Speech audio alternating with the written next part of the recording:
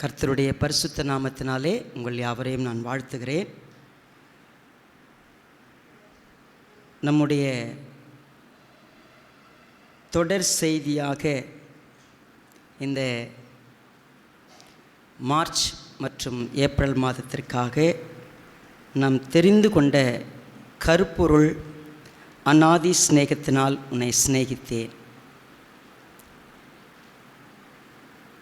ஆரம்பமும் முடிவும் இல்லாத ஒரு அன்பினாலே நான் உன்னை நேசித்திருக்கிறேன் என்று சொல்லி தேவன் நமக்கு சொன்ன ஒரு அற்புதமான ஒரு வார்த்தை அது. இந்த உலகத்திலே அன்பு தேவனால் உண்டாயிருக்கிறது.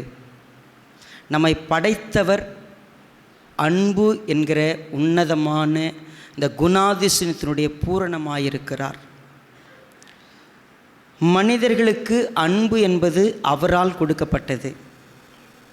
ஆனால் நம்முடைய அன்பு பாவத்தினாலே கலப்புள்ளதாய் மாறி குறை உள்ளதாய் அது மாறி இன்றைக்கு அன்பானது உண்மை இல்லாததும் அன்பானது போலியானதாகவும் இருக்கிறதை பார்க்க முடியும். இந்த அன்பு இந்த உலகத்திலே இல்லை என்று சொல்லி நம் துவக்கத்திலேயே பார்த்தோம். நிஜமான அன்பை தேடிக்கொண்டிருக்கிறோம். எங்கு இருக்கிறது எங்கு இருக்கிறது எங்கு இருக்கிறது என்று சொல்லி நான் அன்பை தேடுகிறேன். ஆனால் அன்பு என்னிடத்தில் நான் பார்க்க முடிவதில்லை, எனக்கு கிடைப்பதில்லை என்று சொல்லி நினைக்கிறோம். அந்த அன்பை குறித்து அநேக சத்தியங்களை நாம் படித்தோம். தேவன் எந்த அளவுக்கு ஒரு மனிதனை நேசிக்கிறார், அந்த அன்பு நமக்கு எப்படி உதாரணத்துவமாய் காட்டப்பட்டது, அது ஆண்டவராகிய இயேசு கிறிஸ்து மூலமாய் எப்படி சீஷர்களுக்கு பரிமாறப்பட்டது, இந்த சீஷர்களாய் இருக்கிறவர்கள் எப்படிப்பட்ட அன்பிலே செயல்பட வேண்டும் என்று எதிர்பார்க்கப்பட்டது, வரிசையாய் படித்து கொண்டு வந்தோம். கடந்த வாரம் அன்பினுடைய குணாதிசயம், ஒரு மனிதன் அன்பாயிருந்தால் அவன் எப்படி இருப்பான், எதையெல்லாம் செய்வான், எதையெல்லாம் செய்ய மாட்டான், ஒரு சில காரியங்களை நாம் படித்தோம். அன்பு என்பது இந்த உலகத்திலே இல்லாத ஒன்றாய் இருக்கலாம். ஆனால் திருச்சபைக்குள்ளே வந்த பிற்பாடு, சபையில் இணைக்கப்பட்ட பிற்பாடு ஒரு மனிதனிடத்தில் எதிர்பார்க்கப்படும் மிக முக்கியமான முதன்மையான குணம் அன்பு. ஒரு கிறிஸ்தவன் இந்த உலகத்தில் அன்பின் அடையாளமாய், அன்புனா அது இவங்க தான் அப்படின்னு சொல்கிற அளவுக்கு அன்புக்குரியவர்களாக இருக்க வேண்டும் என்பதே தேவனுடைய எதிர்பார்ப்பு. சரி, இந்த அன்பு சர்ச்சுக்கு வந்த உடனே அப்படியே தொற்றிக்குமா? நான் சர்ச்சுக்கு வந்துடுறேன், இந்த வாரத்தில் நான் சர்ச்சில் இருக்கிறேன் அப்படின்னு சொன்னால், நான் இதுவரைக்கும் இல்லாத ஒருவனாக இருந்தேன், இன்றைக்கி நான் அன்புடையவனாய் மாறிவிடுவேனா அப்படின்னு கேட்டால் அது பெரிய கேள்விக்குறி. ஏன் அப்படின்னு சொன்னீங்கன்னா, அன்பை நம்மிடத்தில் உருவாக்குவதற்கு, நாம் அன்புள்ளவர்களாய், அதுவும் தேவனை போல அன்புள்ளவர்களாய் மாறுவதற்கு there is a process. வந்து இன்றைக்கி ஒரு செய்தியை கேட்ட உடனே இனிமேல் நாங்கள்லாம் ரொம்ப அன்பானவங்க அப்படி நடந்துருமா? அன்பை பற்றி போன வாரம் படித்தோம் பாஸ்டர். 1 கொரிந்தியர் 13வது அதிகாரத்தில் அன்பு இல்லைன்னா நான் ஒன்றும் இல்லைன்னு சொல்கிற ஒரு மனுஷன் சொல்லி கொடுத்தாரு. அன்பாக இருந்தால் இப்படிலாம் இருப்பாங்க, அன்பாக இருந்தால் இப்படிலாம் இருக்க மாட்டாங்க. எங்களுக்கு இன்னைக்கு இனிமே இதெல்லாம் என்கிட்ட இருக்கும் அப்படின்னு நீங்கள் நினைக்கிறீங்களா? அன்பு எளிதான வார்த்தை, எல்லாருக்கும் தெரிந்த வார்த்தை, யார் வேண்டுமானாலும் பேசுகிற வார்த்தை, எல்லோருக்கும் எதிர்பார்ப்பாக இருக்கிற ஒன்று. ஆனால் கொஞ்சம் அதை ஆராய்ந்து பார்த்தால் நிஜமில்லாததாக இருக்கிறதுனால சரியான ஒரு புரிதலோடு அன்பு நம்முடைய இருதயத்தில் உருவாக்கப்பட்டிருக்க வேண்டும். அது நம்ம சபைக்கு என்ன செய்கிறதில்ல, சேரில் உட்காந்து காலை மடக்கி அப்படியே தூங்கிட்டு போகிறவங்களுக்கு கிடைக்கிறதில்ல. கொஞ்சம் கர்த்தருடைய சமூகத்தில் என் இருதயத்துக்குள்ளே உங்களை போல நான் மாறணும்னு உணர்வோடு உட்கார்றாங்க தெரியுமா, அவங்களுக்கு அது ஊற்றப்படுகிறது. ஸோ அதனால் இன்றைக்கு கூட நம்ம என்ன செய்ய போகிறோம், ஒரு பகுதியிலிருந்து ஒரு முக்கியமான ஆஸ்பெக்டை படிக்க போகிறோம். அன்பை குறித்து. அன்புக்கும் இன்றைக்கு இருக்கக்கூடிய சபைகளுக்கும் எவ்வளவு தூரம் இருக்கிறது அதை முதல்ல புரிஞ்சுக்குங்க. அதனால் இந்த செய்திக்கு நம்ம ஒப்பு கொடுக்க ஒரு நிமிடம் தலைகளை தாழ்த்தலாம். எங்கள் அன்பின் பரலோக பிதாவே, உம்முடைய வார்த்தைக்காய் எங்களை தாழ்த்துகிறோம். எங்கள் இருதயத்தில் ஊடுருவி பாயட்டும். அன்பு உடையவர்களாய், அன்பாலானவர்களாய் நாங்கள் மாற்றப்பட, உருவாக்கப்பட தருகிறோம். ஆவியானவர் எங்களுக்கு உதவி செய்யட்டும். எங்கள் ஆண்டவராகிய இயேசு கிறிஸ்துவின் நாமத்திலே தாழ்த்துகிறோம் நல்ல பிதாவே, ஆமென். இந்த வேதாகமத்தில் புதிய ஏற்பாட்டில் 13 நிருபங்களை எழுதியவர் அப்போஸ்தலனாகிய பவுல். நிருபங்கள் என்றால் கடிதங்கள். அநேக பட்டணத்தில் இருந்த திருச்சபைக்கு கடிதங்களை எழுதினார்.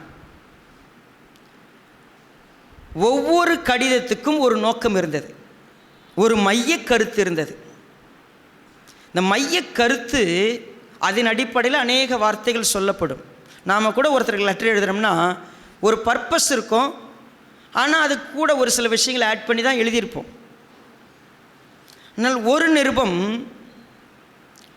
நீங்கள் அன்பானவர்களாய் மாற வேண்டும், அன்பு உங்களிடத்தில் இருக்க வேண்டும், அன்பு இல்லாத ஒரு கிறிஸ்தவனாய் நீ இருக்க முடியாது, அன்பு தான் அவசியம் ஒழிய வேறு எதுவுமே முக்கியம் இல்லைன்னு சொல்லி அன்பை பற்றி மட்டுமே எழுதியிருக்கிற ஒரு புஸ்தகம்.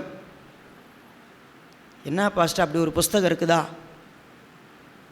அன்பு மட்டும்தாங்க, வேறு எதுவுமே இல்லை அப்படின்னு சொன்ன ஒரு புஸ்தகம் இருக்குது.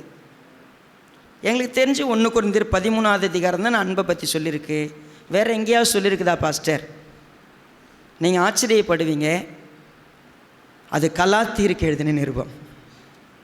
என்ன பாஸ்டர், கலாத்தியர் புஸ்தகம் அன்பை பற்றி சொல்லுதா? எங்களுக்கு கலாத்தியர்னா ஞாபகம் வர்றது ஒரே ஒரு அன்புங்கிறது கனியில் சொல்லப்பட்டிருக்கிற ஆவியின் கனியோ அன்பு அப்படி சொல்லியிருக்குது, அதானே? வேற என்ன பாஸ்டர் அதை போய் சொல்கிறீங்க? இந்த கலாத்தியர் பட்டணம், அங்கே நிறைய சபையில் இந்த மாதிரி பல இடத்துலேருந்து கூடி சேர்ந்து உட்கார்ற மக்கள் இருந்தாங்க. கலாத்திய சபையில் 2 விதமான இன மக்கள் அங்கே சேர்ந்து வந்தாங்க. ஒரு கூட்டம் யூத மதத்திலிருந்து இயேசு கிறிஸ்துவை ஏற்றுக்கொண்டவர்கள். இன்னொரு கூட்டம் கிரேக்கர்கள், புறஜாதியார் இயேசுவை ஏற்றுக்கொண்டு வந்தாங்க. அப்போ இயேசு கிறிஸ்துவை ஏற்றுக்கொள்ளும் பொழுது அவங்களுக்கு ஒரு விஷயம் சொல்லப்பட்டது. கவனிங்க, உங்கள் பைபிளை கவனிச்சிங்கன்னா உங்களுக்கு புரியாது. ஏன்னா இது அறிமுகம். அது நான் சொல்லக்கூடிய விஷயங்கள் நேரடியாக இருக்காது.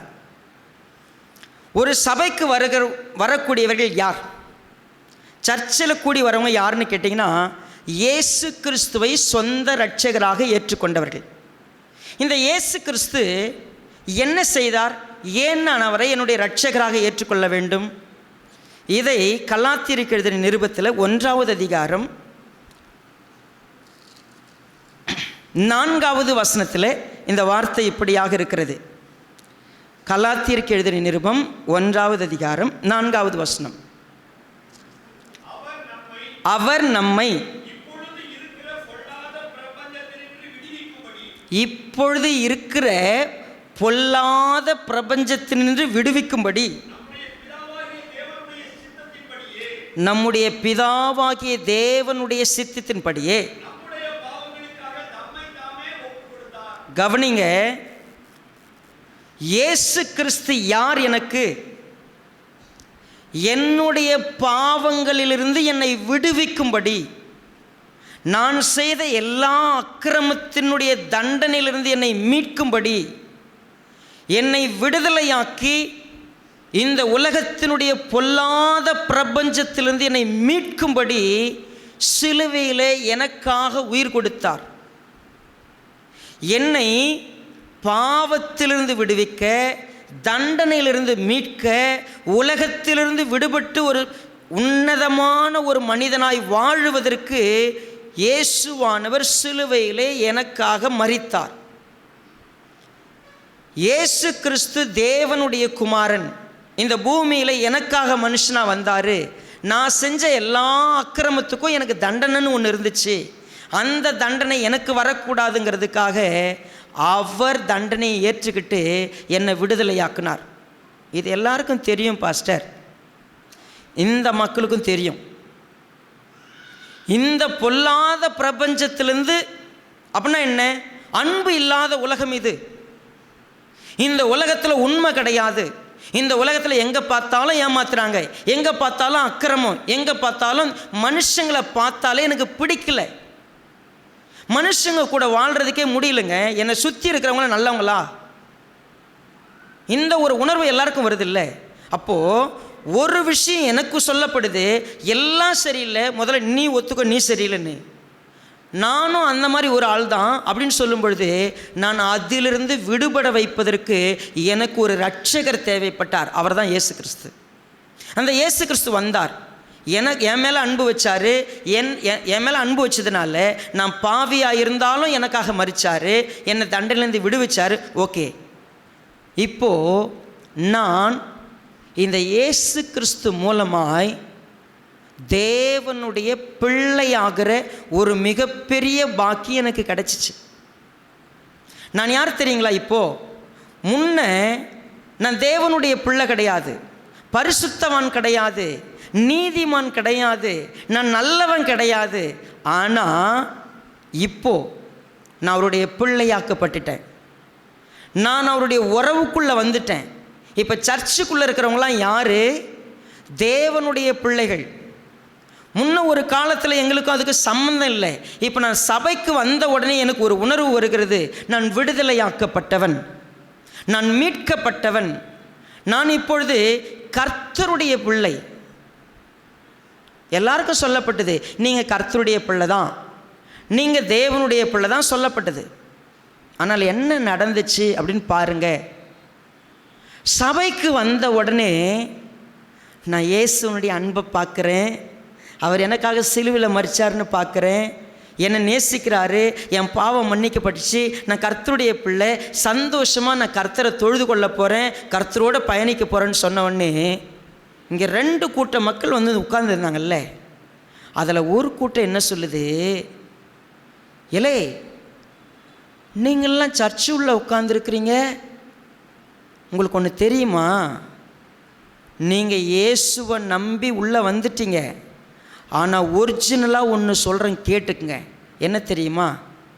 நீங்கள் இப்போ சர்ச்சில் இருக்கணும்னா ஒரு சில வழக்கம் இருக்குது. ஏற்கனவே தேவனுடைய பிள்ளைங்கன்னு ஒரு லிஸ்ட் இருக்குது. தேவனுடைய பிள்ளைங்கள்லாம் யார் தெரியுமா? தேவனுடைய பிள்ளைங்கன்னா அது யூதர்கள் மட்டும்தான். ஏன்னா அவர் தான் அந்த பிள்ளைகளை தெரிஞ்சுக்கிட்டாரு, அவங்க வழியாக வர்றவங்க மட்டும்தான் பரலோகம் போக முடியும். அப்போ நீங்கள் என்ன செய்யணும் தெரியுமா? நீங்கள் இயேசுவை நம்புங்க, ஆனால் நீங்கள் எல்லாருமே முறைப்படி யூதனாய் மாறணும். இப்போ நான் உங்களுக்கு ஒரு புரிஞ்சிக்கிறதுக்காக சொல்கிறேன். நம்ம இந்திய தேசத்தில் பலவிதமான ஜாதிகள் இருக்கிறது. ஒரு ஜாதி மட்டும் சொல்லுது, நீங்கள் எல்லாம் கடவுள்கிட்ட வரணுன்னா, நீங்கள் சூத்திரனாக இருந்தீங்கன்னா கடவுள்கிட்ட வர முடியாது, சத்திரியனாக இருந்தால் வர முடியாது, வைஷ்ணவனாக இருந்தால் வர முடியாது. நீங்கள் எல்லாருமே கடவுளை பார்க்க வேண்டும் அப்படின்னு நீங்கள் நினச்சிங்கன்னா, கடவுளுடைய அன்பு உங்களுக்கு வேணும்னா, நீங்கள் எல்லாருமே கொஞ்சம் செலவு பண்ணி நீங்கள் எல்லாருமே பூணூல் போடுறவங்களாம் மாறணும். அப்போ தான் நீங்கள் கடவுளையே பார்க்க முடியும் அப்படின்னு சொல்லும் பொழுது நம்ம எல்லாரும் என்ன யோசிப்போம்? சேம் அங்கே நடந்துச்சு. நீங்கள் சர்ச்சுக்கு வந்துட்டீங்கப்பா, என்ன நீங்கள் ஆண்டவருடைய அன்பை பார்த்துன்னு சொல்கிறீங்க, எல்லாம் நல்லா தான் இருக்குது, ஆனால் நீங்கள் இப்போ என்ன தெரியுமா செய்யணும்? ஒரு சில முறைகளை கடைபிடிக்க வேண்டும், ஒரு சில பழக்க வழக்கங்களை கடைபிடிக்க வேண்டும். நீங்கள் இயேசுவை ஏற்றுக்குங்க, நீங்கள் சர்ச்சுக்கு வாங்க, எல்லாம் கற்றுக்குங்க, எங்களுக்கு அதெல்லாம் முக்கியம் இல்லை. கடவுளுடைய பிள்ளைகள்னு சொன்னால் அது ஒரு கூட்டம் மட்டும்தான். அது எங்கள் கூட்டம். நீங்கள் எல்லாருமே என்ன பண்ணணும்? எங்களுடைய பழக்க வழக்கங்களை பின்பற்ற வேண்டும். எங்கள் சபைக்குள்ளே இப்படிப்பட்ட ஒரு விஷயங்கள் இருக்குது, இதெல்லாம் பின்பற்றினா மட்டும்தான் நீங்கள் கடவுளுடைய பிள்ளைகளாக மாற முடியும் அப்படின்னு சொல்லியாச்சு. இந்த செய்தி காட்டுத்தீயை போல பரவி பவுலுக்கு செல்லுகிறது. இந்த சபையில் ஒரு சில யூதர்கள் எல்லாரையும் கட்டாயம் பண்ணுறாங்க, எல்லாரையும் நிர்பந்திக்கிறாங்க. ஒருவேளை நீங்கள் யூதனாக மாறலன்னு சொன்னால் நீங்கள் சபைக்கு வராதீங்கன்னு சொல்லி அவங்கள புறந்தள்ள பார்க்குறாங்க. பவுல் இந்த சபைக்கு உடனடியாக ஒரு கடிதம் எழுதுகிறார். உடனடியாக எந்த தாமதமும் இல்லாமல் இந்த சபைக்கு ஒரு கடிதத்தை எழுதி, நீங்கள் பேசுவதற்கும் தேவன் பேசுவதற்கும் நேர் எதிராக இருக்கிறது. தேவன் அன்பாக இருக்கிறார். அன்புக்கும் நீங்கள் செய்யக்கூடிய காரியங்களுக்கும் பேசக்கூடிய காரியங்களுக்கும் சம்பந்தமே இல்லை. அன்பு என்பது என்ன, நீங்கள் பேசுவது என்ன? அன்பு இந்த உலகத்தில் எப்படி இருக்கிறது? நான் அதை உங்களுக்கு புரிய வைக்க விரும்புகிறேன்னு எழுதின ஒரு கடிதம் தான் இந்த கடிதம். சரி, முதலாவது இந்த கடிதத்தை எழுதும்போது தன்னை அவர் அறிமுகம் செய்து கொள்கிறார். இந்த கடிதத்தை எழுதும்பொழுது, இப்போ உதாரணத்துக்கு இந்த கடிதத்தை எழுதும்பொழுது ஒரு காரியம் சொல்லப்பட்டது. நான் ஒரு யூதன், நான் ஒரு இஸ்ரவேலன், நான் ஒரு பரிசேயன், நான் ஒரு பெஞ்சமின் கோத்திரத்தில் பிறந்தவன், நான் பாரம்பரிய வைராக்கியங்களிலே இப்படியாக இருந்தவன். தன்னை அறிமுகம் செய்து கொள்கிறார். நான் சொல்கிறேன் கேளுங்க, வேற யாராவது பேசினா கூட தப்பாயிடும். நான் யார் தெரியுமா? அந்த பக்தி வைராக்கியத்திலே ஒரு முக்கியமான நபர். அப்படிப்பட்ட என்ன ஒரு நாள் இயேசு சந்தித்தார். இயேசு கிறிஸ்து சந்தித்து சொன்னார், இந்த உலகம் அன்பு என்பதை அறியாமல் இருக்கிறது. அன்பை விடுத்து மீது எல்லா காரியத்தையும் பிடிச்சிட்டு வாழ்கிறாங்க. அன்பு தான், இதுதான் அன்புன்னு சொல்லி நீ போய் இந்த உலகத்துக்கு சொல்கிறதுக்கு நான் உன்னை கூப்பிட்டுருக்கிறவான்னு சொன்னார். நான் இதை உடனடியே ஏற்றுக்கல, கொஞ்சம் டைம் ஆச்சு எனக்கு. நான் சரியாக இதை புரிஞ்சுக்கிட்டு செயல்படுத்த ஆரம்பித்தேன். செயல்படுத்த ஆரம்பித்த உடனே பார்த்திங்கன்னா, நான் ஊழியத்துக்குள்ளே வந்த உடனே என்னை யாரும் எதுவும் சொல்லலை. ஆனால் என் கூட ஒருத்தர் தான், அவன் பேர் தீமோத்தேயு. அந்த நபர் எருசலேமுக்கு வந்த உடனே அவனை என்ன பண்ணாங்க, நீ கொஞ்சம் அப்பா ஒரு கலப்பினத்தவன், அம்மா ஒரு யூத ஸ்திரீ, ரைட், நீ இன்னும் விருத்தச்சேதனம் பண்ணாமல் இருக்கிற, வா முதல்ல விருத்தச்சேதனம் பண்ணுன்னு சொன்னாங்க. அவனை கட்டாயம் பண்ணாங்க. அன்னைக்கு தான் எனக்கு புரிஞ்சிச்சு, இது எவ்வளவு கொடூரமான ஒரு விஷயம் இல்லை. இதை குறித்து நான் பேசியே ஆகணும். உங்களுக்கெல்லாம் அன்பு எங்கே போச்சு? அன்புக்கும் சட்டத்துக்கும் எந்த சம்பந்தமே இல்லையே அப்படின்னு சொல்லிட்டு இந்த கடிதத்தை எழுதின ஒரு உன்னதமான ஒரு விஷயத்தை நம்ம கவனமாக பார்க்க போகிறோம். சரி, ஃபஸ்ட்டு என்னது? இயேசு கிறிஸ்து மூலமாய் நாம் அத்தனை பேரும் தேவனுடைய பிள்ளைகள் ஆயிட்டோம். இப்போ வேறு எந்த முறையினாலும் தேவனுடைய பிள்ளையாக மாற முடியுமான்னு கேட்டால் இல்லவே இல்லை. இயேசு கிறிஸ்து என் பாவத்தை மன்னிச்சார்னு சொல்லி ஏற்றுக்கிட்டாவே நான் கிறிஸ்தவன். கிறிஸ்துவை நான் எப்பொழுது தரித்து கொள்ளுகிறேனோ அப்பொழுதே நான் கிறிஸ்தவன். அப்போ நான் என்னென்னலாம் செய்கிறேன்? ஒரு சில வசனங்களை மட்டும் கவனமாக பார்ப்போம். இந்த கலாத்தியர் நிருபத்தில் 2வது அதிகாரம் 15வது வசனத்தை பாருங்கள். புறஜாதியாரில் பிறந்தவர்கள் பாவிகளாயிராமல் சுபாவத்தின்படி யூதராயிருக்கிற நாமும் இயேசு கிறிஸ்துவை பற்றும் விசுவாசத்தினாலே அன்றி நியாயப்பிரமாணத்தின் கிரியைகளினாலே. ரைட், இது ரொம்ப தெளிவாக பாருங்க. நியாயப்பிரமாணத்தின் கிரியைகளினாலே எந்த மனுஷனும் நீதிமானாக்கப்படுவதில்லை. ஒரு விஷயம் ரொம்ப தெளிவு. இப்போ நல்லா புரிஞ்சுக்குங்க. பாரம்பரியங்கள்னு இருக்குது, ஒரு சில பாரம்பரியங்கள், சபை பாரம்பரியங்கள். இந்த சபை பாரம்பரியங்களில் இப்போ நான் உங்களுக்கு ஒன்று சொல்கிறேன், நீங்கள் புரிஞ்சுக்குவீங்கன்னு நான் பார்க்குறேன். இன்றைக்கி சபை ஒரு கிறிஸ்தவனை இதை செய்தால் மட்டுமே நீ தேவனுடைய பிள்ளையாக இருக்கும் என்று சொல்லி கட்டாயப்படுத்துகிறது என்று சொல்லுங்கள். இப்போ நான் உங்களுக்கு விளக்கமாய் சொல்லணும்னா, நீங்கள் எல்லா நாளும் காலை அதிகாலை 5 மணிக்கு கட்டாயம் ஜெபத்திலே கலந்து கொள்ள வேண்டும். 5 மணி பிரேயர். வெள்ளிக்கிழமை உபவாச கூட்டத்தில் நிச்சயமாய் கலந்து கொள்ள வேண்டும். புதன்கிழமை பைபிள் ஸ்டடியில் நீங்கள் கட்டாயம் கலந்து கொள்ள வேண்டும். ஞாயிற்றுக்கிழமை சபை ஆராதனையில் பங்கெடுக்க வேண்டும். சபையினுடைய ஞாயிறு பாடசாலையில் பங்கெடுக்க வேண்டும். சீசத்துவ வகுப்பில் பங்கெடுக்க வேண்டும்.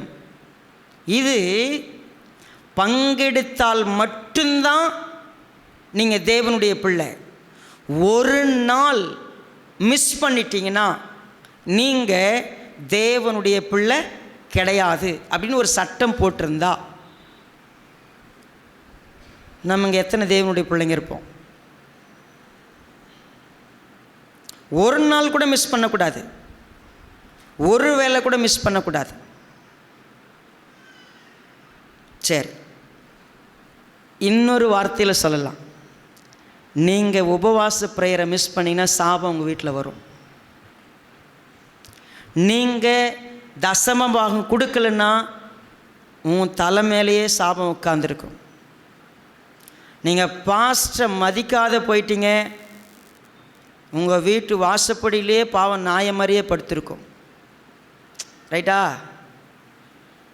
இன்றைக்கி சர்ச் எல்லாமே சட்ட திட்டத்தின் அடிப்படையில் தான், வேறு வழி கிடையாது. இந்த சட்டங்களுக்கெல்லாம் உட்பட்டால் மட்டும்தான் நீ கிறிஸ்தவனாக இருக்க முடியும்னு ஒரு இடத்துக்கு கொண்டு வந்து வச்சிருந்தா.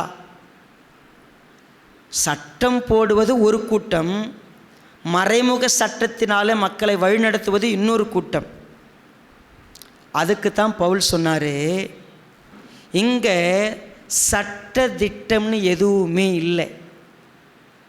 நாங்கள் இந்த நாளில் தான் இதை செய்யணும், இந்த வேலையில் தான் இதை பண்ணணும், இப்படிப்பட்ட விஷயங்கள்லாம் செய்யலாம் அவன் கிறிஸ்தவன் கிடையாது. வெள்ளை ட்ரெஸ் போட்டே தீரணும், நகை போடவே கூடாது. நீங்கள் இந்த மாதிரி செயல்பாடுகள்லாம் செஞ்சாதான் கிறிஸ்தவன். நாங்கள் கிறிஸ்தவர்கள் இதெல்லாம் செய்ய மாட்டோம், இதெல்லாம் செய்வோம் அப்படின்னு ஒரு சட்டத்திட்ட புஸ்தகத்தை ஏற்படுத்திட்டு இதுதான் கிறிஸ்தவத்தினுடைய அடையாளம்னு சொல்லி ஒரு சில விஷயங்களை வைக்க ஆரம்பித்தாச்சு. கிறிஸ்தவம்னா என்ன? அவங்க இப்படி சிலுவை போட்டுப்பாங்க. கிறிஸ்தவம்னா என்ன?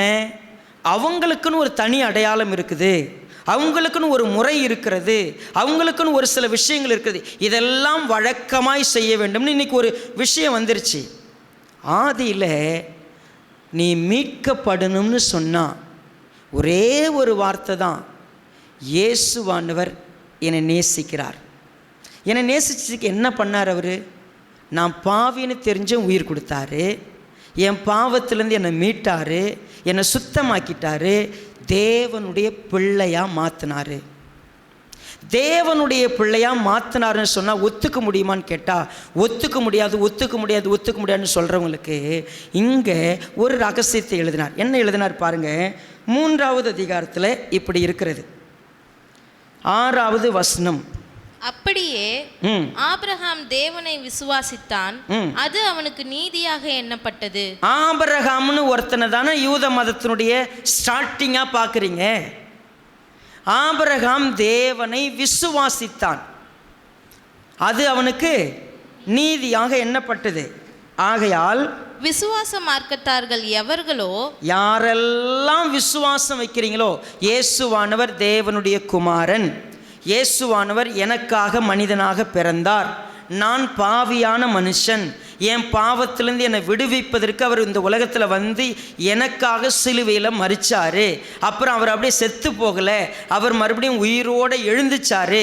இப்போ எனக்கு நம்பிக்கையை கொடுத்துருக்கிறாரு. என் பாவத்தை மன்னிச்சிட்டு என்னை பரலோகத்தில் கொண்டு போய் சேர்க்கறதுக்கு அவர் வருவார்னு நம்பி இருக்கிறேன், விசுவாசிக்கிறேன்னு வச்சிங்களேன். நீங்களும் ஆபிரகாமும் யார் தான்? ஒன்று தான். அவர் என்ன சொல்றாரு பாருங்க. அவர்களே ஆபிரகாமின் பிள்ளைகள் என்று அறிவீர்களாக. யாரெல்லாம் விசுவாச மார்க்கத்தாரோ அவங்கெல்லாம் ஆபிரகாமுடைய பிள்ளைகள். சரி, இப்போ சொல்லுங்க, நாம் எல்லாம் புறஜாதியாரா இல்லை யூதர்களா? இப்போ கொஞ்ச நேரத்துக்கு முன்னாடி நீங்கள் ஒரு வசனம் வாசித்தீங்க, 2:15. அதில் என்ன சொல்லப்பட்டது? புறஜாதியாரில் பிறந்த பாவிகளாயிரா. அந்த வார்த்தைக்கு அடுத்தது சுபாவத்தின்படி யூதராய் இருக்கு. நாம சுபாவத்தின்படி நம்ம யாரா? ஹலோ, நாமெல்லாம் புறஜாதியாரா இப்போ யூதரா? சுபாவத்தின்படி யூதர். சுபாவம்னா என்ன சுபாவம்? ஆபிரகாம் விசுவாசித்தான், அதனால் அவன் தேவனுக்கு சொந்தமானவனா எடுத்து அவன் சேர்க்கப்பட்டான். இப்போ நானும் விசுவாசிக்கிறேன், நானும் ஆபிரகாமுடைய பிள்ளை. அப்போ நான் யார்? இப்போ சுபாவத்தின்படி நான் யூதன். சரி, தொடர்ந்து படிப்போம்.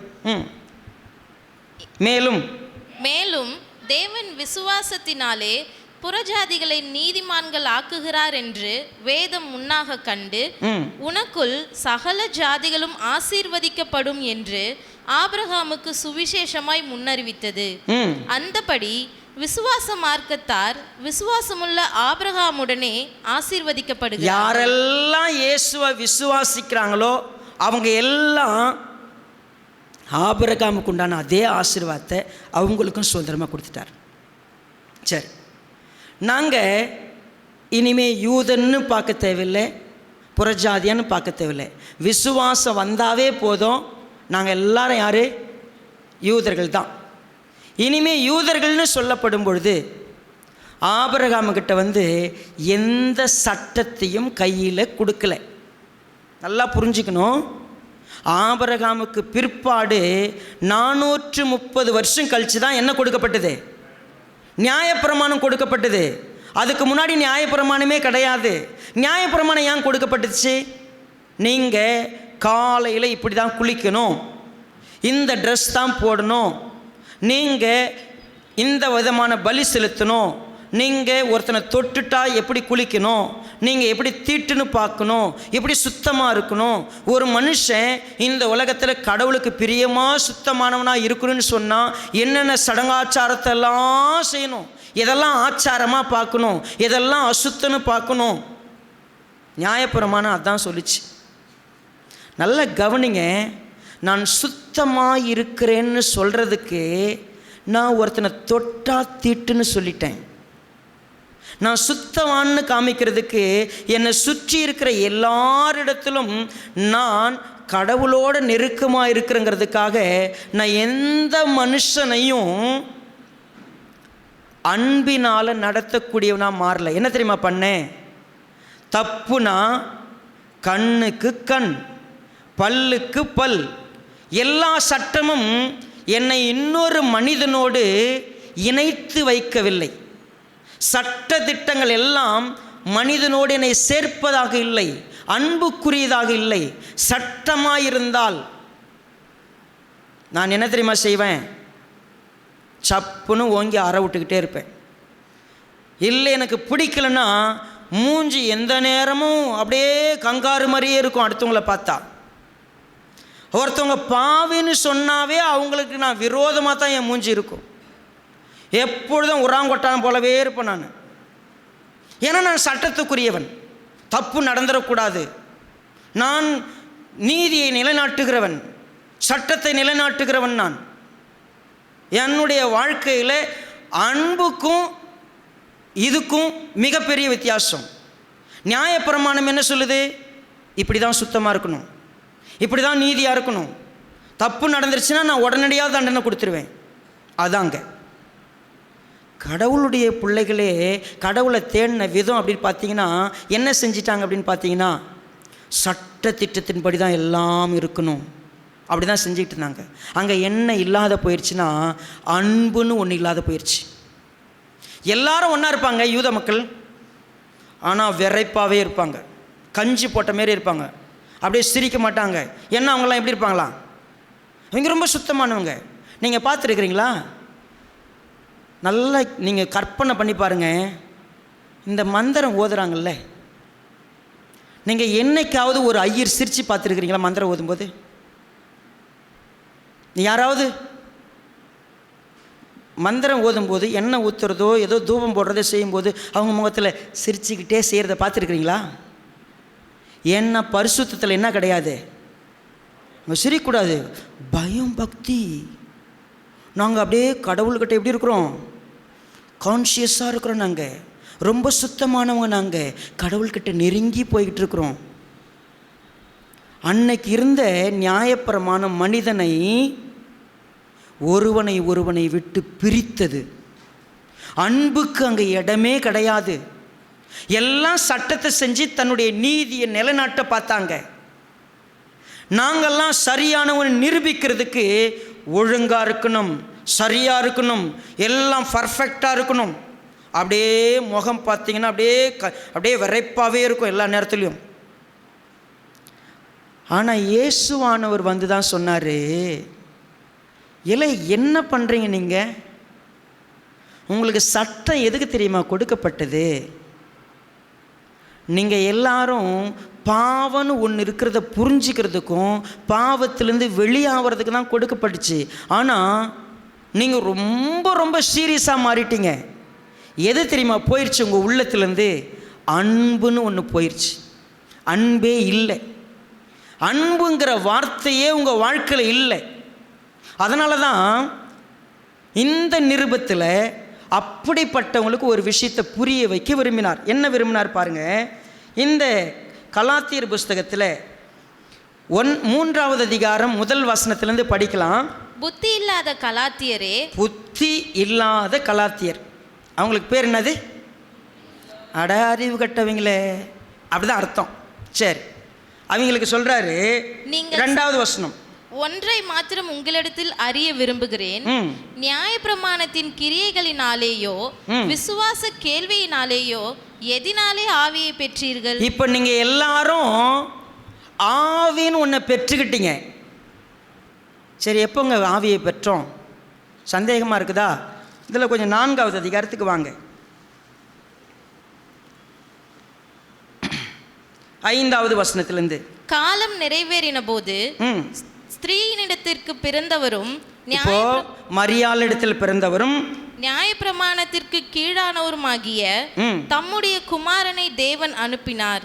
மேலும் நீங்கள் புத்திரராய் இருக்கிறபடியினால் அப்பா பிதாவே என்று கூப்பிடத்தக்கதாக தேவன் தமது குமாரனுடைய ஆவியை உங்கள் இருதயங்களில் அனுப்பினார். எப்போ நீங்க பிள்ளையானீங்களோ அப்பவே உங்களுக்கு ஆவியானவர் கொடுத்தார். நாங்க எப்போங்க ஆனோம் அப்படின்னு ஒரு கேள்வி கேட்டீங்கன்னா, நாங்கள் எப்போங்க பிள்ளையானோம்? எங்களுக்கு ஆவியானவர் பிள்ளையாகும்போது கொடுத்தாருன்னு சொன்னால் நாங்கள் எப்போ பிள்ளையானோம்? கொஞ்சம் முன்னாடி போயிட்டு 3வது அதிகாரம் 26வது வசனம். நீங்கள் எல்லாரும் கிறிஸ்து இயேசுவை பற்றும் விசுவாசத்தினால் தேவனுடைய புத்திரராய் இருக்கிறீர்கள். நீங்கள் எப்போ விசுவாசிச்சீங்களோ அப்போ நீங்கள் யாரு?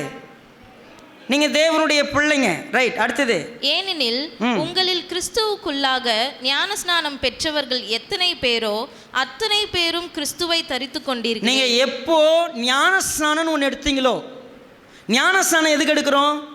நான் கிறிஸ்துவோடு என்னை சம்பந்தப்படுத்தி கொண்டேன். கிறிஸ்து இனிமேல் எனக்குள்ள யார் இருப்பா? கிறிஸ்து இருப்பார், நானும் கிறிஸ்துவும் ஒன்றா இருப்போம் அப்படின்னு சொல்கிறதுக்கு பேர் தான் ஞானஸ்தானம். நீங்கள் எப்போ ஞானஸ்தானம் எடுக்கிறீங்களோ அப்போவே நீங்கள் தேவனுடைய பிள்ளை. நீங்கள் தேவனுடைய பிள்ளை ஆகும்போது உங்களுக்கு யார் கொடுக்கப்படுறா? ஆவியானவரே கொடுக்கப்பட்டார். ஸோ அப்போது பழைய ஏற்பாட்டில் நியாயப்பிரமாணத்தை வச்சுருந்த யாருக்கிட்டேயும் ஆவியானவர் இல்லை. ஆனால் ஆவியானவரை கொடுத்தாருல்ல.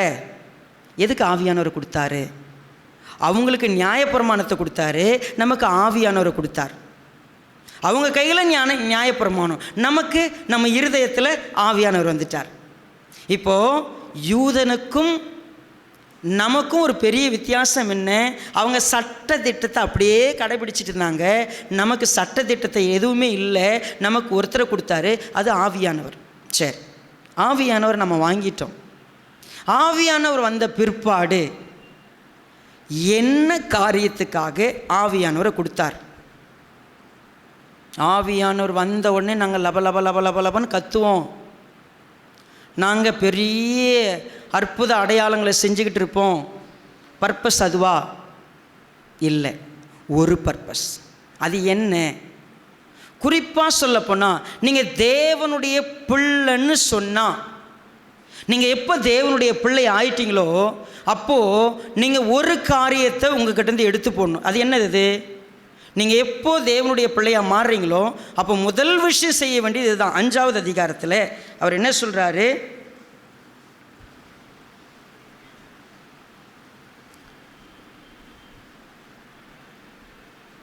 18வது வசனம். ஆவியினால் நடத்தப்படுவீர்களானால் நீங்கள் நியாயப்பிரமாணத்திற்கு கீழ்ப்பட்டவர்கள் அல்ல.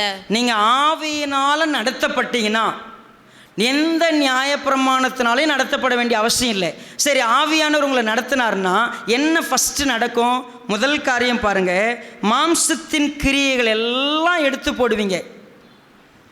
உங்கள் மாம்சம் சொல்கிறத கேட்க மாட்டீங்க, உங்கள் மனசு சொல்கிறத கேட்க மாட்டீங்க. மாம்சம் என்ன சொல்லும், மனசு என்ன சொல்லும்? ஒரு மனிதன் தன் சுய மாம்சத்தினால் நடத்தப்பட்டா, இந்த மனசுனால் நடத்தப்பட்டா அவன் என்னெல்லாம் பண்ணுவான் பாருங்கள். என்னெல்லாம் இருக்குதான்? 19 விபச்சாரம் இருக்கும், வேசித்தனம் இருக்கும், அசுத்தம் இருக்கும், காம விகாரம் இருக்கும், விக்கிரக ஆராதனை இருக்கும், பில்லிசூனி இருக்கும், பகை இருக்கும், விரோதம் இருக்கும், வைராக்கியம் இருக்கும், கோபம் இருக்கும், சண்டை இருக்கும், பிரிவினை இருக்கும், மார்க்க பேதம் இருக்கும், பொறாமை இருக்கும், கொலை இருக்கும், வெறி இருக்கும், களியாட்டு இருக்கும். சரி, இப்போ நீங்கள் வாசித்தீங்களே, நான் பகை, விரோதம், வைராக்கியம், கோபம், சண்டை, பிரிவினை, மார்க்கபேதம், பொறாமை, கொலை, வெறி, இது எல்லாம் எனக்குள்ள என்ன பாதிக்கிற விஷயமா, என் பக்கத்தில் இருக்கிறவங்கள பாதிக்கிற விஷயமா? நான் பொறாமை என் மேலே படுவேனா? என்ன நானே பகைச்சிப்பேனா? எனக்கு நானே பிரிஞ்சிருப்பேனா? ஒரு மனுஷன் இந்த பூமியில் சுய மாம்சத்தில் நடந்தான்னா, மனசுபடி நடந்தான்னா, அவன் நிச்சயமாய் ஒருத்தர் பகைக்கிறவனாக இருப்போம், விரோதம் பாராட்டுவோம், வைராக்கியம் பாராட்டுவோம், எந்த நேரமும் சண்டை இருக்கும், எந்த நேரமும் பிரிவினை இருக்கும், அன்புக்கு ஆப்போசிட் எல்லாம் இருக்கும். எதுக்கு ஆவியானவரை கொடுத்தாரு? ஆவியானவரை கொடுத்ததனுடைய நோக்கம் என்ன? தேவனுடைய அன்பு நம்முடைய இருதயத்தில் ஊற்றப்பட்டிருக்கிறது. அந்த ஆவியானவர் நமக்குள்ள வந்தால் ஃபஸ்ட்டு விஷயம், நமக்குள்ள வளரக்கூடிய கனி, ஆவியின் கனியும் அன்பு. ஃபஸ்ட்டு ரெஸ்பெக்டாக வச்சிருக்கிற ஒரு வார்த்தை அன்பு. ஏன் ஆவியானவரை கொடுத்தாரு? அன்பு இந்த உலகத்தில் இல்லை.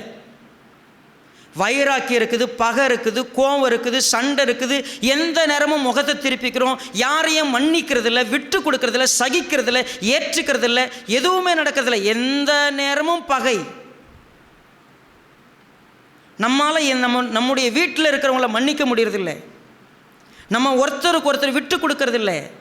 தாய் மகளுக்கு விரோதமாய், மகள் தாய்க்கு விரோதமாய், தகப்பனுக்கு விரோதமாய், பிள்ளை பிள்ளைக்கு விரோதமாய், தகப்பன் ஒவ்வொருத்தருக்கும் விரோதமாக பிரிஞ்சு கிடக்கிறோம் வீட்டில்.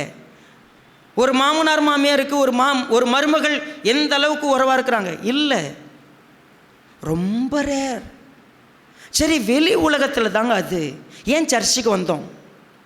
சர்ச்சுக்கு வந்தால் நான் அன்பானவனாக மாற்றப்படுறதுக்கு தான் சர்ச்சு. யாருடைய அன்பு போல? உலகத்தில் இருக்கிற அன்பு போல இல்லை, தேவனுடைய அன்பு போல. யார் எனக்கு அந்த அன்பை கொடுத்தா? ஆவியானவர் எனக்குள்ளே வந்தார். அவர் கொடுக்குற அன்பை வளர்க்குறது தான் சர்ச்சு. நான் உலகத்தை பார்த்து கற்றுக்கிற அன்பு இல்லை, எனக்குள்ள அந்த அன்பு சொன்னாலும் வராது, எப்படி பண்ணாலும் உனக்கு வராது. அதனால தான் அவர் என்ன பண்ணார்? அன்பை ஊற்றிட்டார்.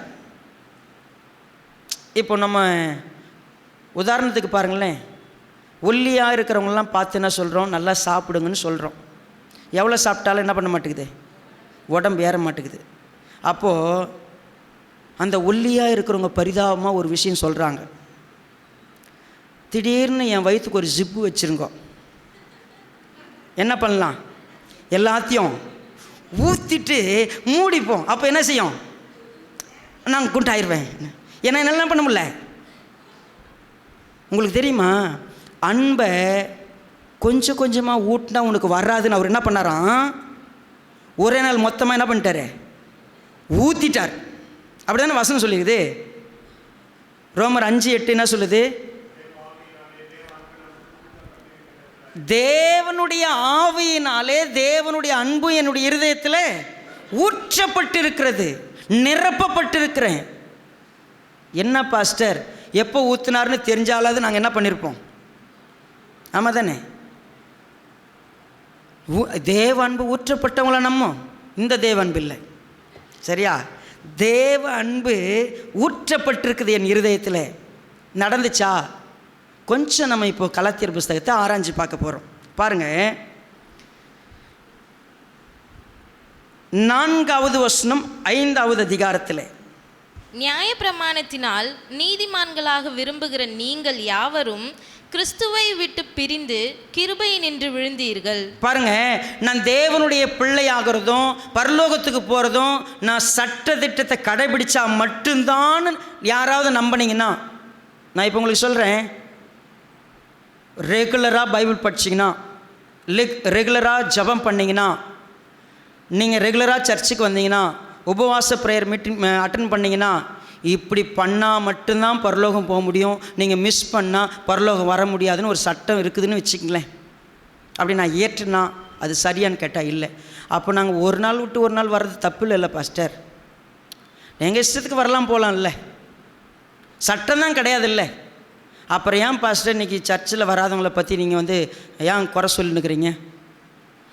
வந்தால் வரட்டும், சட்டம் கிடையாது இல்லை. இன்றைக்கி வரலைன்னா நம்ம பரலோகத்துக்கு போக விட்டுருவோமா? அப்படிலாம் கிடையாது இல்லை.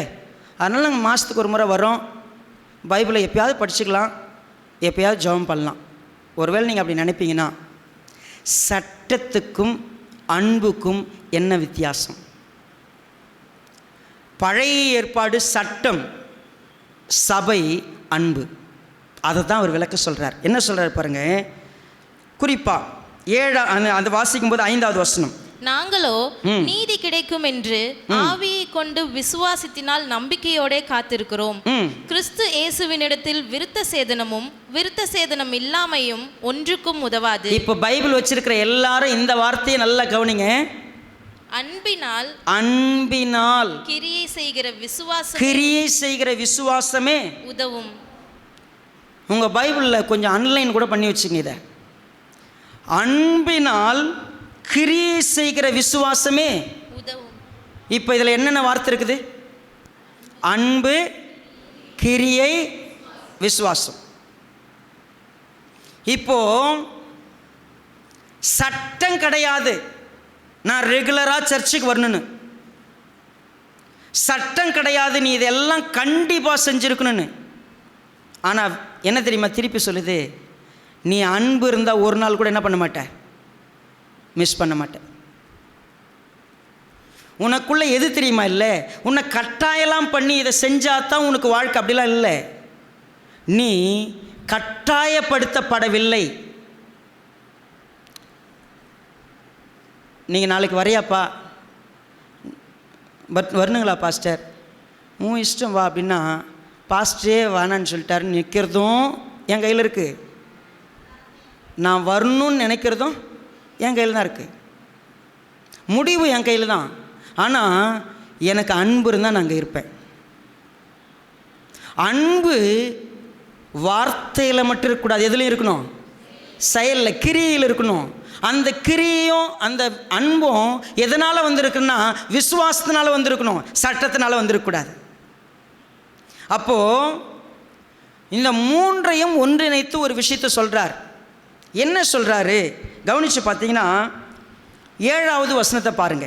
நீங்கள் நன்றாய் ஓடினீர்களே. நீங்கள் நல்லா ஆரம்பிச்சிங்க, நல்லா ஓடினீங்க, சத்தியத்திற்கு கீழ்ப்படியாமற் போக உங்களுக்கு தடை செய்தவன் யார்? பாருங்க, இப்போ நீங்கள் கொஞ்ச நாளாக என்ன தெரியுமா செய்யறதில்ல, ஆரம்பிக்கும் போது பார்த்தீங்கன்னா 9 மணி சர்வீஸுக்கு 8 மணிக்கு உட்காந்துருப்பேன். உனக்கு நீ அன்பாக இருக்கிற காலத்தில் நீ யாராக இருந்த தெரியுமா? நீ அன்பாக இருக்கும்போது எப்படி இருந்த தெரியுமா? உனக்கு கர்த்தர் மேலே அன்பு இருக்கும்போது, இன்னொருத்தர் மேலே அன்பு இருக்கும்போது நீ எவ்வளவு துடிச்சு எந்திரிச்சு இருப்ப எல்லாத்துலேயும். இப்போது நீ என்ன தெரியுமா சொல்லிட்ட, அவங்க சரியில்லை, இவங்க சரியில்லை, அவங்கெல்லாம் மோசம், அதனால் நான் இப்போலாம் கரெக்டாக ஆரம்பித்தா உள்ளே வருவேன். ஆமேனுங்கிறதுக்கு முன்னாடி அடுத்த புல்லட்டு கிளம்புற மாதிரி நான் என்ன பண்ணுவேன், ஏன்னா இந்த சாப்பையே சரி கிடையாது, எல்லாம் மோசக்காரங்க. யாராவது இங்கே நான் உத்தமர்கள் இருக்கிறாங்களா, யாராவது நீதிமான் இருக்கிறாங்களா, யாராவது அன்பான இருக்கிறாங்க, இந்த மூஞ்செல்லாம் எதுக்கு நான் பார்த்துருக்கட்டும், நான் யாரை மட்டும் பார்ப்பேன், நான் கர்த்தரை பார்த்துப்பேன். நான் சர்ச்சுக்கு வருவேன், எதுக்கு தெரியுமா, கர்த்தர் பேசுகிறாரு கேட்குறேன், அவ்வளோதான் எனக்கு தேவை.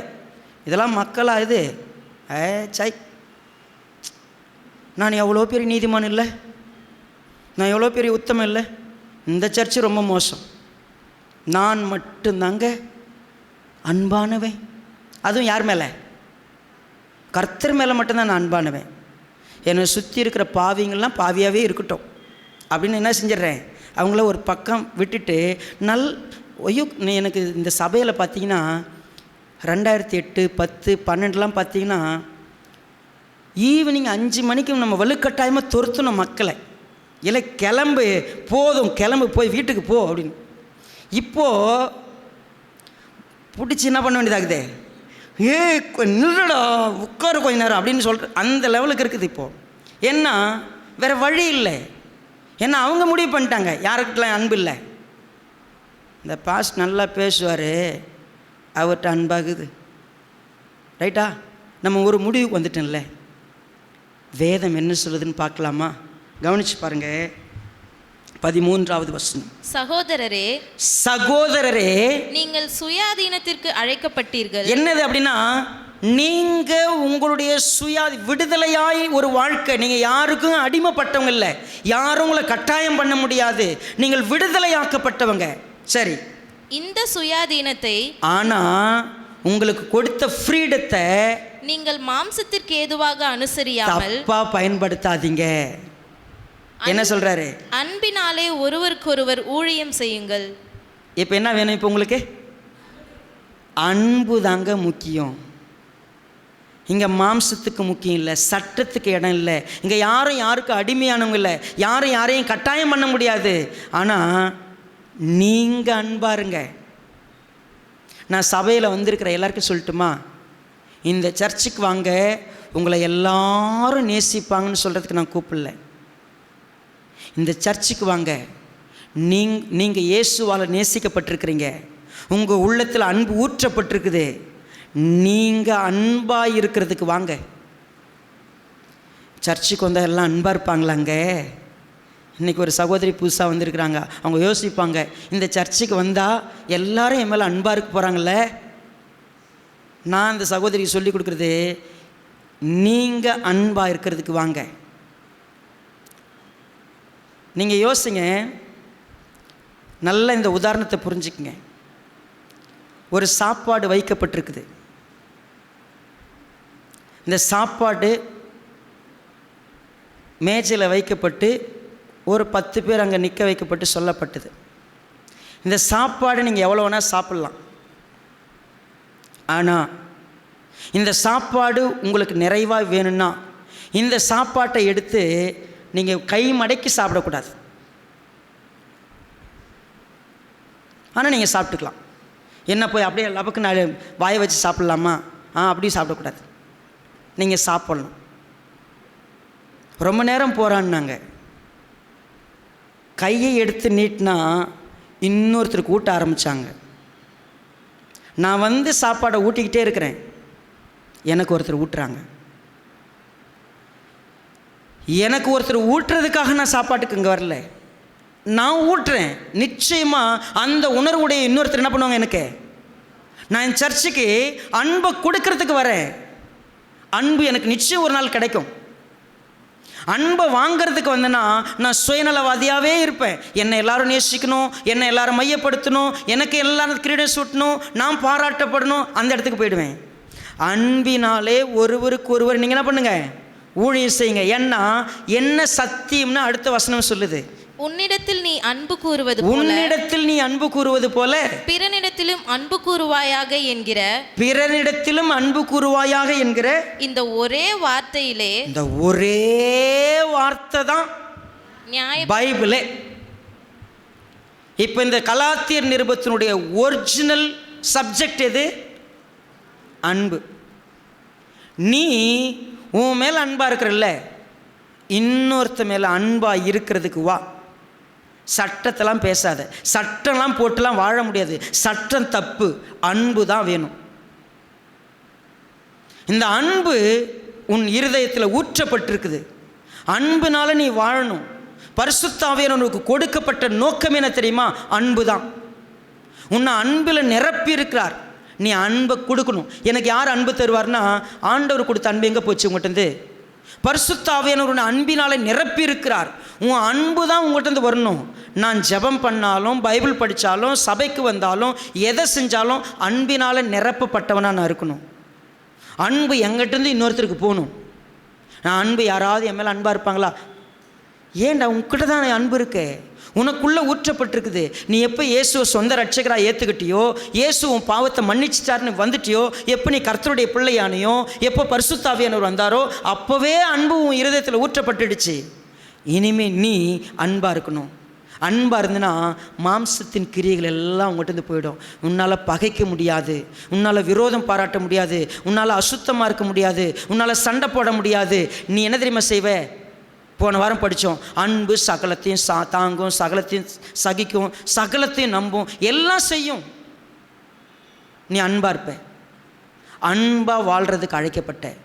இங்கே வந்து சட்டம் பேசாத, இங்கே வந்து சட்டத்திட்டத்துக்கு இடமே இல்லை.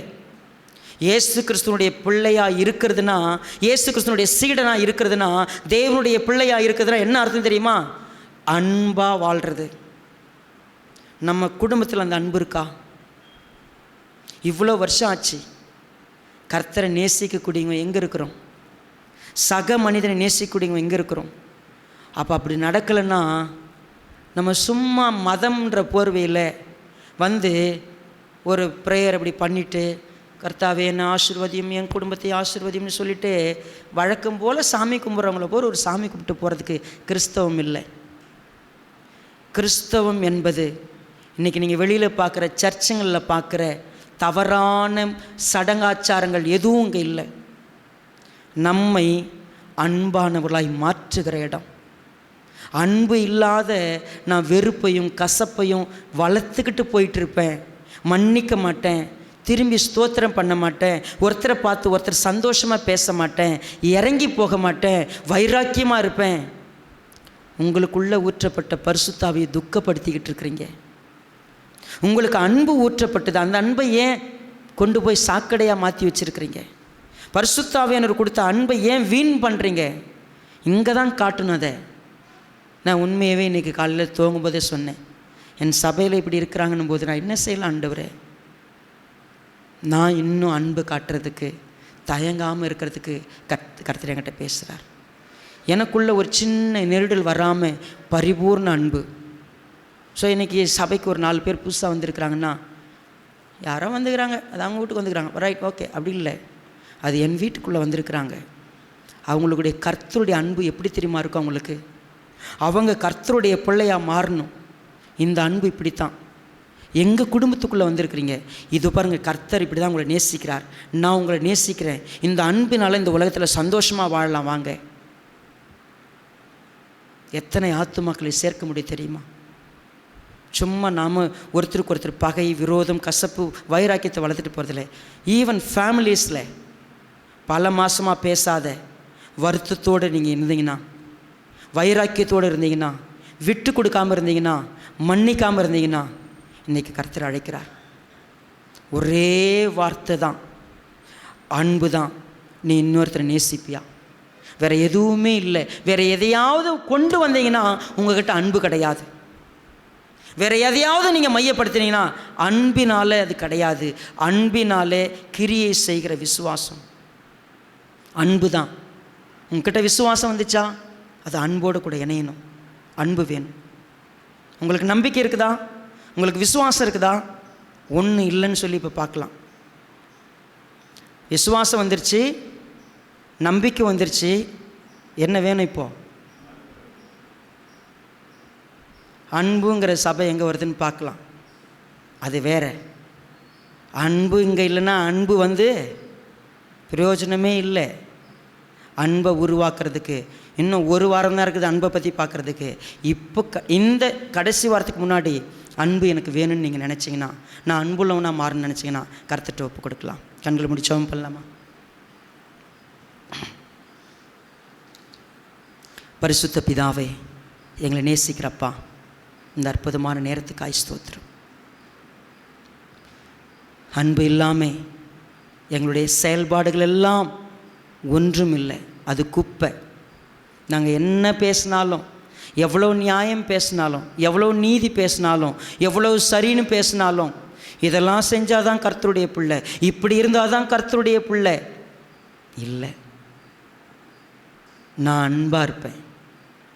அன்பு தான் இன்னொருத்தரை கர்த்தருடைய அன்பை பார்க்க வைக்கும். எங்கிட்ட இருக்கிற குறைபாடுகளெல்லாம் எடுத்து போடுங்க. நான் இன்னும் கசப்பையும் வைராக்கியத்தையும் விரோதத்தையும் என் முகத்துலேயும் என் உள்ளத்துலேயும் வச்சிருப்பேன்னா நான் தேவ ஆவியானவருக்கு கீழ்ப்படுகிற நபர் இல்லை. யாருக்கிட்டே சமாதானமாக முடியாமல் அளவுக்கு நான் இருக்கிறேன், விட்டு கொடுக்க மாட்டேங்கிறேன். என்கிட்ட தேவ அன்பு இல்லை. மன்னிச்சிருங்கப்பா. நாங்கள் உண்மையாகவே சமாதானத்தை தேடி அதை காத்து கொள்ள கர்த்தர் எங்களுக்கு பலன் தாங்க. நாங்கள் ஒருவரில் ஒருவர் அன்பாக இருக்க உதவி செய்யுங்க. நம்முடைய மகிமை எங்களை நடத்திட்டோம். எல்லாவற்றையும் தூக்கி எறிந்துவிட்டு சமாதானத்தையும் அன்பையும் நாங்கள் பார்க்க உதவி செய்யுங்க. இந்த வார்த்தைகளை கேட்ட ஒவ்வொருவரையும் கர்த்தர் ஆசீர்வதிக்க. நம்முடைய மகிமையான வார்த்தைகளிலே நாங்கள் எங்களை முழுமையாய் மாற்றிக்கொள்ள எங்களுக்கு உதவி செய்யும்படியாய் அர்ப்பணித்து மீட்பர் பாதமடைந்த நன்றியோடு ஜெபிக்கிறோம் நல்ல பிதாவே. ஆமென்.